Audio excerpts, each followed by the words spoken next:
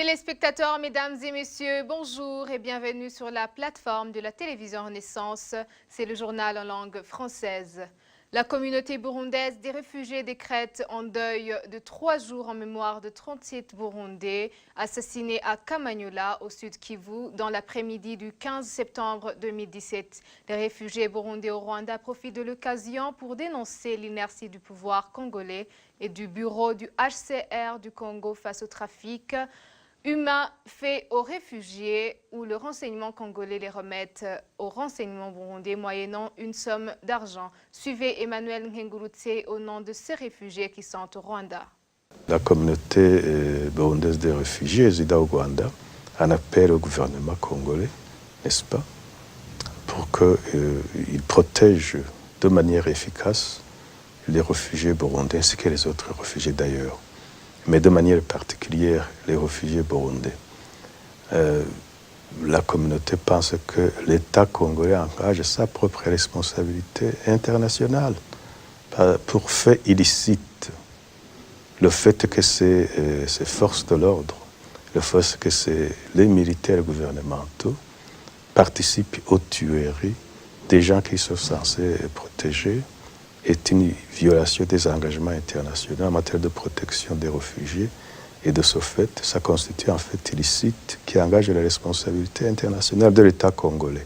Nous avons beaucoup d'informations qui confirment que les forces de sécurité congolaises capturent certains réfugiés et qui les transfèrent, n'est-ce pas, et les remettent dans les mains du service national de renseignement burundais.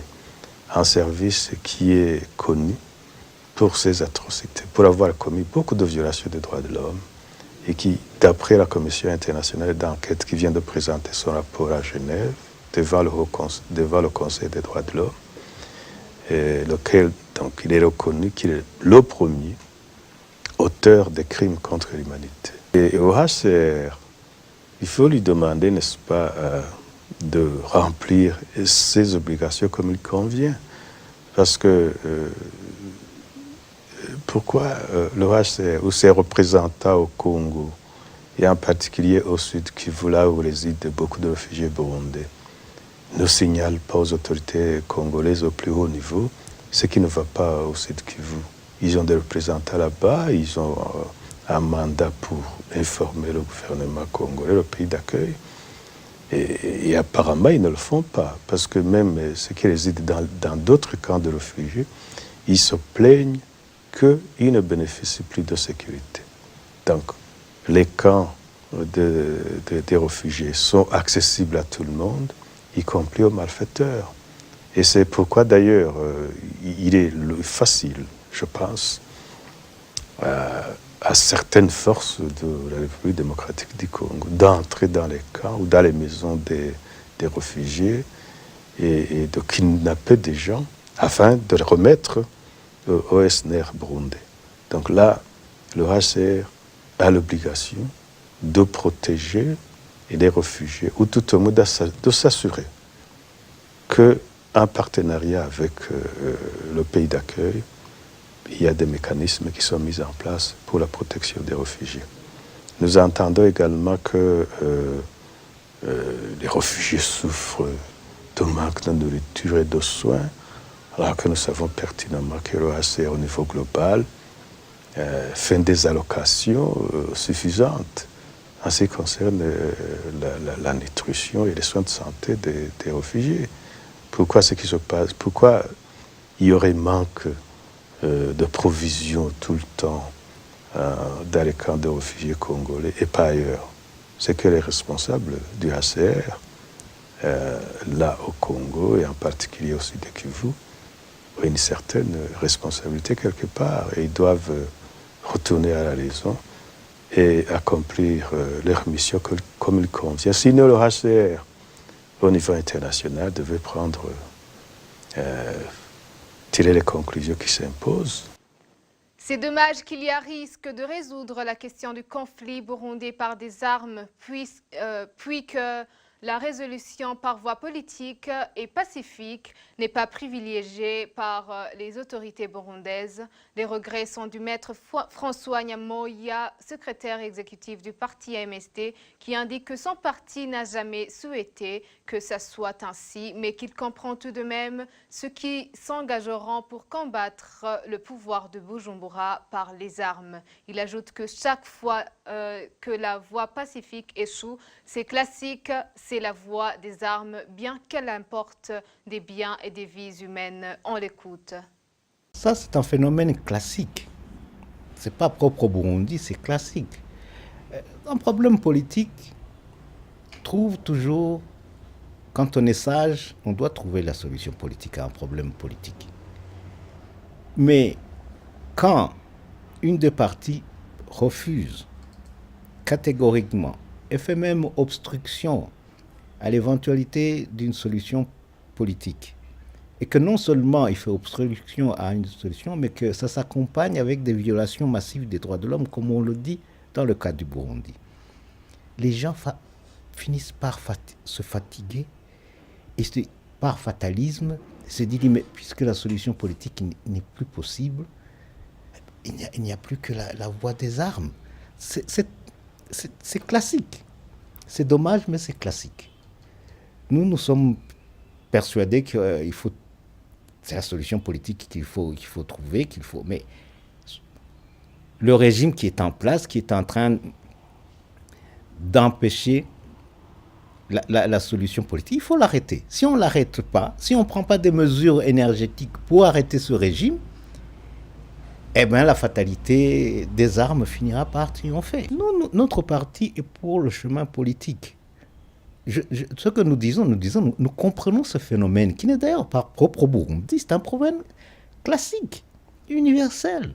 Dans tous les pays qui ont tombé dans des conflits armés, au départ, il y a eu l'échec d'une solution politique.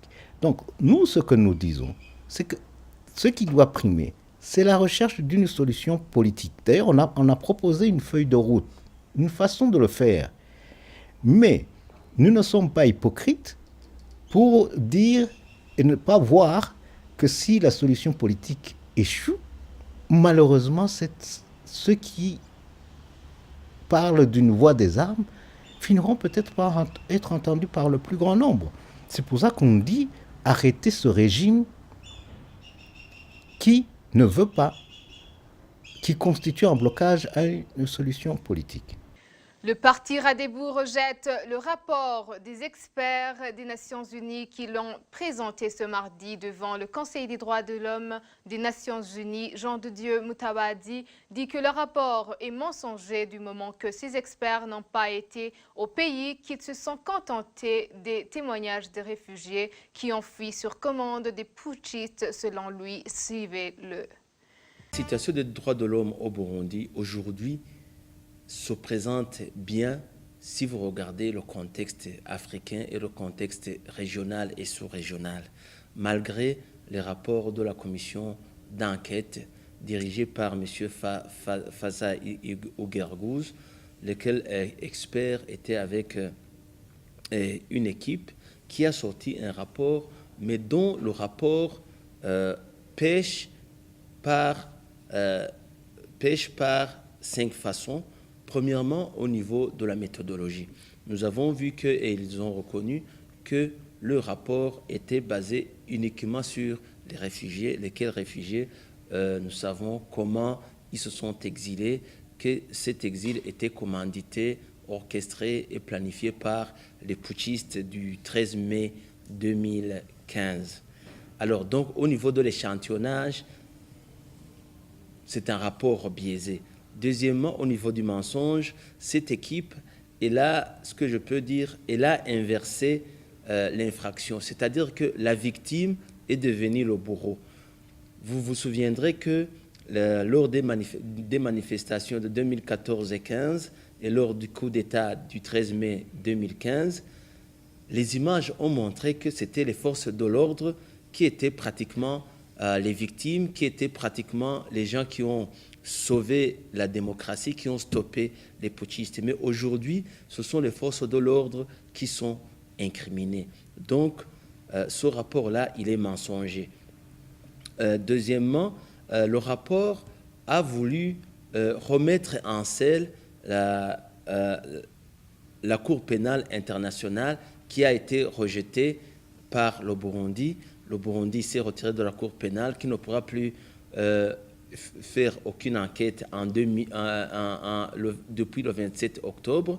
Alors, on voit que cette commission voulait plutôt ramener cette Cour, ramener le Burundi dans le giron européen des puissances dominatrices, parce que la CPI a toujours été un instrument de domination des anciennes métropoles.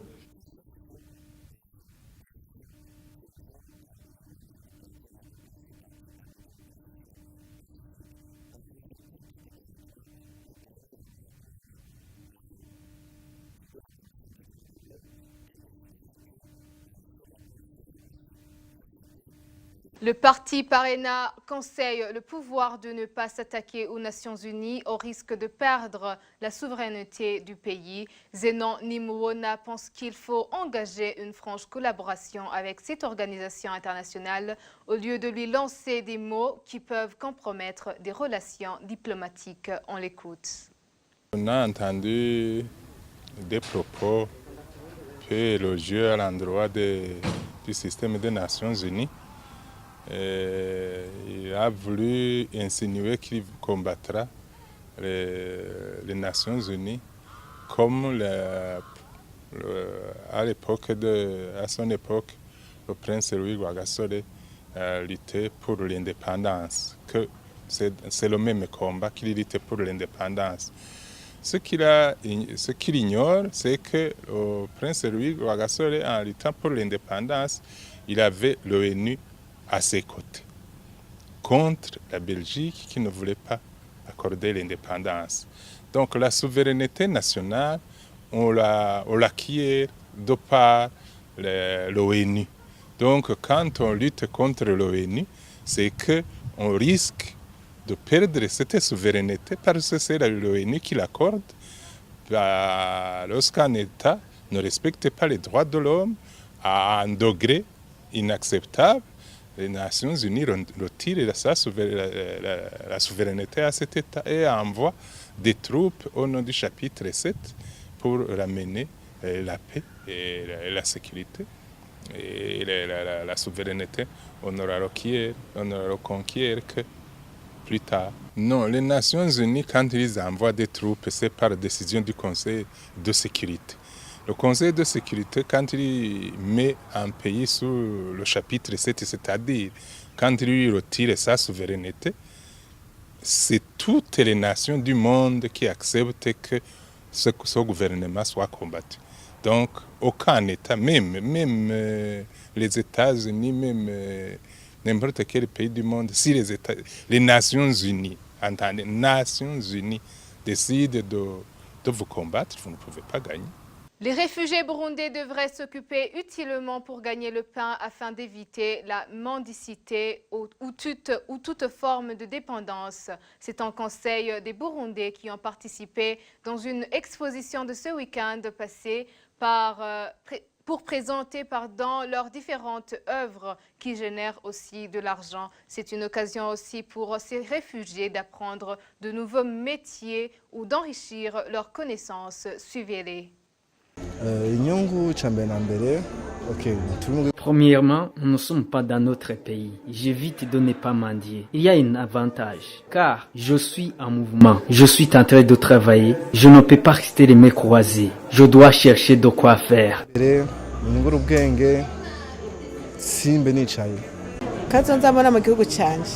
Le futur que je vois dans mon pays, une fois rentré, c'est que j'ai beaucoup appris. Je ne savais pas faire ce métier. Aujourd'hui, je vois que je saurai comment développer mon pays. J'aurai de quoi apprendre aux autres, comme nous le faisons même actuellement. J'ouvrirai une entreprise une fois rentré au Burundi. Le Le manque criant des devises dans les caisses de l'État est dû aux investissements dans différents domaines, selon Jean de Dieu Moutawadi, président du parti Radebou proche du pouvoir. Il explique que cette crise va trouver solution d'ici peu de jours, notamment lors de la vente du café, des minéraux rares et dans d'autres domaines d'investissement. Suivez. Le constat est clair, il y a rareté des devises. Il y a rareté des devises pour plusieurs raisons. La première raison, c'est qu'aujourd'hui, le Burundi est en train d'investir énormément, notamment dans plusieurs choses, dont la construction des routes. Vous êtes au courant qu'il y a plusieurs routes qui sont tracées. Je ne vais pas les énumérer. Deuxièmement, aussi dans la recherche des gisements des minéraux, notamment les minéraux rares. Alors cela, je dis, ces investissements, quand ils vont commencer à produire les effets positifs au niveau économique, cela va contribuer énormément à réduire le problème de rareté des devises. Deuxièmement, ce qui va réduire la rareté des devises, c'est quand, vers le mois d'octobre-novembre, la commercialisation du café va atteindre, je dirais, sa vitesse de croisière. Parce qu'aujourd'hui, nous sommes au début, certaines exportations n'ont pas encore été payées, mais quand les exportations vont être totalement payées, la rareté des devises va trouver une solution. C'est ici que prend fin notre journal. Merci de nous avoir suivis. À la prochaine édition.